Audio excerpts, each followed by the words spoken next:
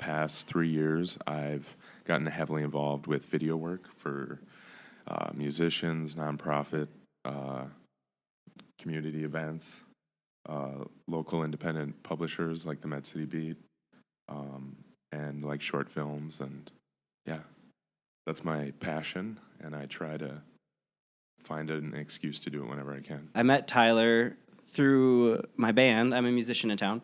Yeah. Play with music videos. Yeah, play the Second Story, and Tyler came over one day to my basement. Yeah, we did an episode of the Rochester Experience. Yeah, and now we do Rochester Posse.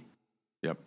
Which is just kind of a community linked all, I wouldn't say underground, but yeah. A mix of underground and just regular. It's essentially what we think is interesting. Yeah. Well, when we started Second Story, Sterling, with me and Sterling Halcombe in that band, we had our first conversation was there's no music scene at all in this town, and our only goal for the band was to help that by making something interesting in this town, doing something and adding to the community.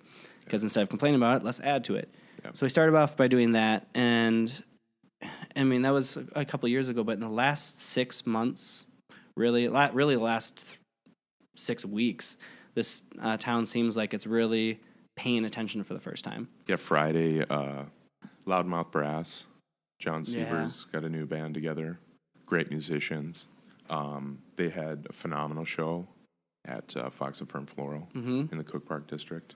So they wanted to do some videos, and that was the first time I had gotten a chance to be in that space, and that was phenomenal. We kind of started doing a lot of kind of like little mock scenarios, or like turning situations that would otherwise be, just a sit-down interview into these like mini movies. And just expanding that, of going past that, I'm a business and I'm selling this, or I'm an entrepreneur and I've got this. It's more like I'm a person, this is what I'm passionate about. Yeah, exactly. Yeah. And just trying to bring out that passion and having fun with that passion was a huge thing. And we loved just running into all these new businesses that were showing up in town that didn't have a lot of traffic or didn't have money for video advertising. And that was a huge thing to be like, hey, let's talk. We started doing the Rochester Experience, and that was it just kind of changed the ball game of, now that I don't have a host, how am I talking to these people and presenting these people?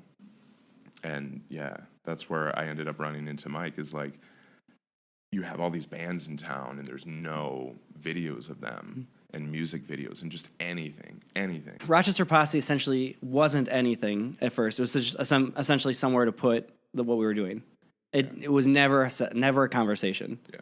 It was always organic and just kind of became what it is. But in the last couple months, it's kind of found its purpose, I'd say, in really just kind of finding a missing voice that was on social media for what was going on. There was some little offshoots of it, I think. Yeah. But for the stuff that the 20-year-old, the millennial wanted to know what was going on, the stuff that hopefully, our goal, and hopefully we can find the teenagers, because I don't know where the teenagers exist in this town. We realized that the page had 3,000 something likes. Yeah. So we had just had such consistent content for 2 or 3 years. And you get a post of your friend sharing something, and that friend's band only has 250 people sharing it. It's not going to get that far, so we have a little bigger of a reach to get it out there and share more stuff. And then more than just sharing it, sharing our feelings and our excitement about it. I would always dip out to Chicago. I used to live there for a while for school, and I always used to dip out to Chicago to see Lollapalooza every summer. For a while, I was like, nobody was, Mark Wheat on The Current would mention Lollapalooza going down. But then I got in this habit of, right after getting back on that Monday, calling The Current and being like, yeah, our Minnesota bands just, kicked ass at, Lolla. And it's funny just even seeing a local band from Minneapolis go to a show like that and be like, wow, this is the biggest crowd we've ever experienced, and just to follow that. And I don't know, I just had this thing, because Mark would always talk about it, and he'd always call it the Rochester Posse when I'd call. or when he would reference anything going on down here as like an identity in a way. And it was just fun being like, well, now they have an official like Lollapalooza person that goes there and does like pure gonzo coverage. But yeah, just calling in like that became the idea of an identity, like, hey, let's represent for Minnesota.